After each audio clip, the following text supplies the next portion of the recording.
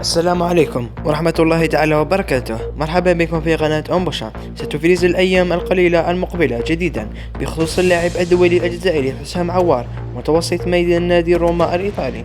وكان عوار صاحب 25 سنة قد انتقل إلى نادي روما في الصيف الماضي بعقد يدوم 5 مواسم، وفتحت إدارة نادي الذئاب الباب لعوار من أجل البحث عن فريق جديد يمثل ألوانه بداية من الموسم المقبل. ولكن المدير الرياضي الجديد لنادي روما سيصدم به مشكل في تحويل عوار إلى فريق جديد، وذلك بسبب الأجرة والمنحة المرتفعتين للدولي الجزائري.